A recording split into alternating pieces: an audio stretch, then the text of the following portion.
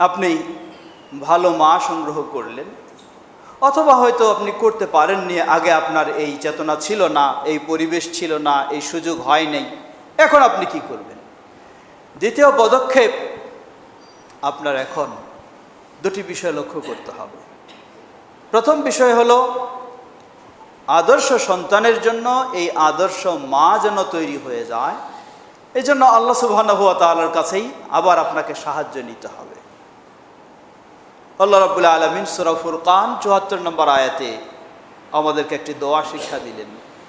আমি সকল দাম্পত্য জীবনে যারা আছেন তাদের সকলকেই সবসময় এই পরামর্শটা দিই যে রাত দিন উঠা বসা সকাল সন্ধ্যা সব সময় এই দোয়া আপনার মুখ দিয়ে যেন সবসময় বেশি উচ্চারিত হয়।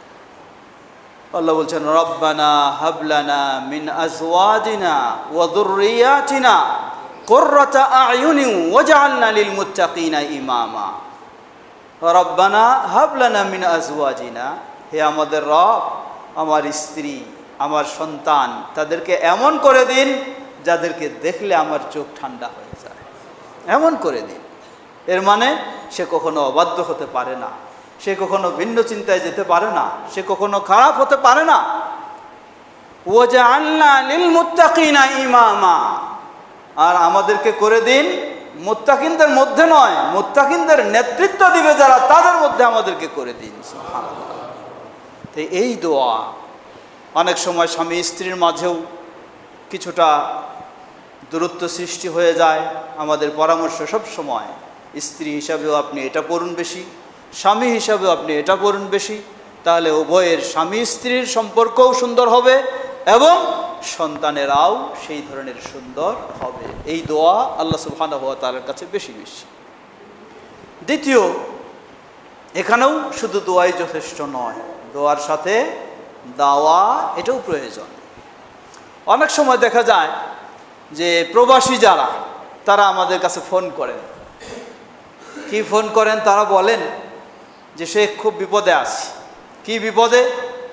আমি কষ্ট করে বিদেশে থাকি, পরিবারের জন্যই, কিছু রুজি রোজগারের জন্যই বিদেশের কঠিন জীবন আমি কাটাচ্ছি, কিন্তু আমার স্ত্রী এইরকম, তারে তো আমি নিয়ন্ত্রণে রাখতে পারছি না, তাকে শোনাতে পারছি না, বুঝাতে পারছি না, সে তার মতো চলতে চায়। কি করব এখন বলেন? বিষয়টি এমন নয় যে আপনি তালাক দিয়ে দিলেই সমাধান হয়ে গেল। বাচ্চা কাচ্চা আছে, আরও কিছু সমস্যা আছে, তাও হচ্ছে না। তাহলে করার কি? আমরা তাদেরকে অনেক সময় বলি যে আসলেই আপনাকে কয়েকটা জিনিস ভাবতে হবে। দাম্পত্য জীবন যখন শুরু হয় তখন আপনিও যেমন দিনের চিন্তা চেতনা আপনারও বেশি ছিল না, আপনার স্ত্রীরও বেশি ছিল না, দুজনেই দুর্বল ছিলেন, একই কোয়ালিটির ছিলেন। কিন্তু এখন হয়তো ভালো পরিবেশ পেয়ে আপনার মাঝে দিনী চেতনা এসে গেছে, এটা আলহামদুলিল্লাহ। এটা আপনাকে ভাবতে হবে, আপনার মাঝে যেমন দিনের পরিবর্তন এসেছে, দিনী চেতনা এসেছে, আপনার স্ত্রীর মাঝে ওইরকম পরিবর্তনটা না আসা পর্যন্ত উভয়ের সমান্ত অবস্থা ফিরে আসবে না। শুধু আপনি এখন আপনার বর্তমান চিন্তা করলে হবে না।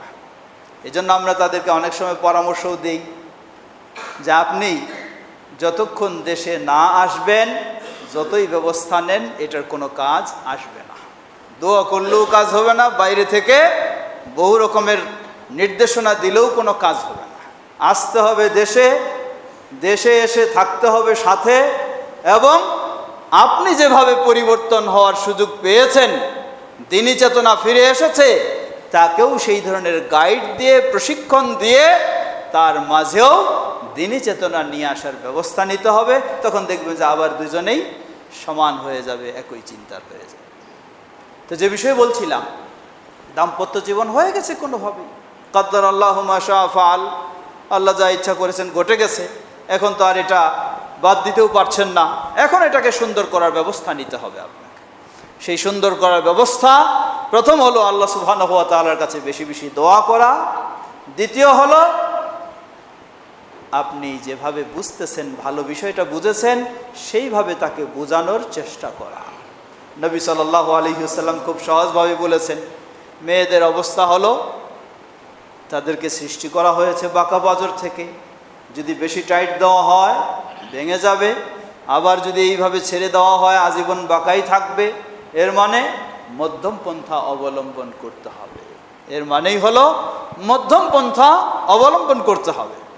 সুতরাং যাদের দাম্পত্য জীবন শুরু হয়ে গেছে, আপনি বেশি বেশি আল্লাহ সুবহানাহু ওয়া তাআলার কাছে দোয়া করুন এবং তাকে কিছু প্রশিক্ষণ দেওয়ার চেষ্টা করুন। প্রশিক্ষণ কেমনে? আপনি আসছেন মসজিদে দিনে 5 বার মসজিদে এসে ভালো মানুষদের সাথে উঠা বসা করার সুযোগ পান, কিন্তু আপনার স্ত্রী বা আপনার পরিবারের মানুষকে ভিতরে ঘরে রেখে দিয়েছেন। তাদের চলতেছে অশ্লীল ছবি, অশ্লীল নাটক, অশ্লীল সিরিজ, অশ্লীল যত রকমের আছে সেগুলি বাড়িতে সবসময় চলছে, সেগুলির মধ্যেই রয়েছে। আপনি তাহাজ্জুদ পড়ে দোয়া করলেও তো তার পরিবর্তনের আশা করা যায় না, কারণ তাকে পরিবর্তন হওয়ার পরিবেশ আপনি দেননি। আপনি যেমন 5 বার প্রতি জুমায় এসে এখানে একটা আলাদা প্রশিক্ষণ নিয়ে যান, জুমা থেকে একটা শিক্ষা নিয়ে যান, খুতবা থেকে, তাকেও সেই সুযোগ করে দিন। হয়তো বা আল্লাহ সুবহানাহু ওয়া তাআলা তারও এর মাধ্যমে পরিবর্তন করে দিতে পারেন।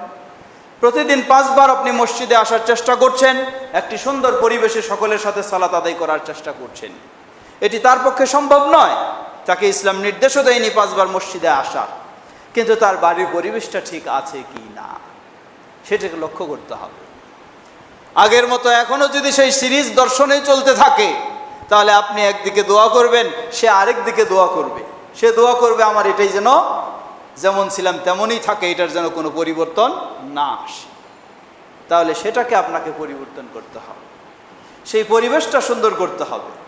এখন অনলাইনের যুগ, আপনি সেই অনলাইনের কিছু ভালো ব্যক্তিদের মূল্যবান উপদেশ, মূল্যবান বক্তব্য, সেগুলি শোনার আপনি ব্যবস্থা করে দিন।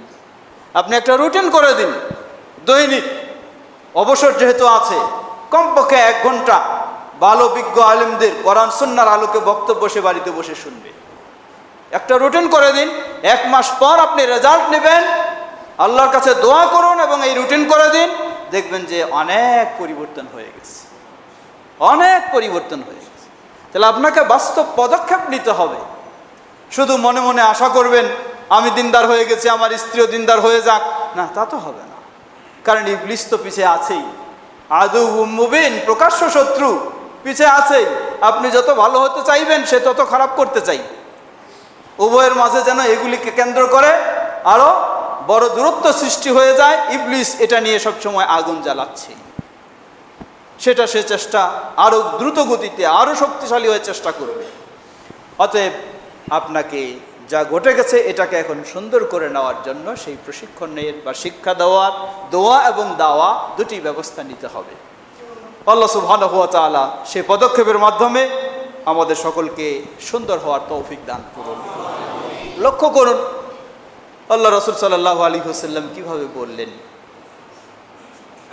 ওই দম্পতির প্রতি আল্লাহ সুবহানাহু ওয়া তাআলা দৃষ্টি দেন এবং আল্লাহ রাব্বুল আলামিন দৃষ্টি দিয়ে খুব খুশি হন। কোনো বর্ণনায় এসেছে তাদের প্রতি রহম করেন। কোন দম্পতি? যেই দম্পতি গভীর রাতে হয়তো স্বামী জেগে গেছে, স্ত্রী এখনো জাগেনি, স্বামী সুন্দরভাবে ওযু করে পবিত্র হয়ে স্ত্রীকে জাগানোর জন্য তার চেহারায় হালকা পানির ছিটা দিয়ে জাগানোর চেষ্টা করবে।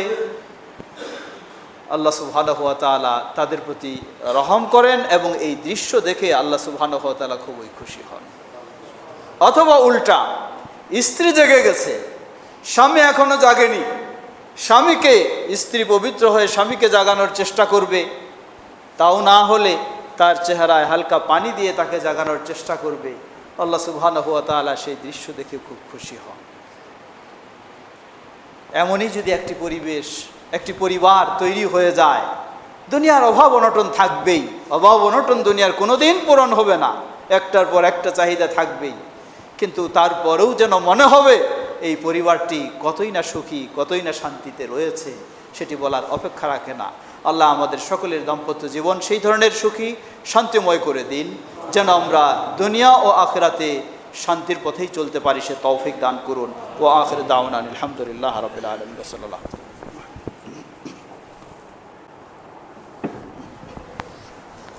আলহামদুলিল্লাহ আলহামদুলিল্লাহ রাব্বিল আলামিন ওয়াসসালাতু ওয়াসসালামু আলা আবদিল্লাহি ওয়া রাসূলিহি নবিয়িনা মুহাম্মদ ওয়া আলা আলিহি ওয়া সাহবিহি আজমাইন। আম্মা বা'দ।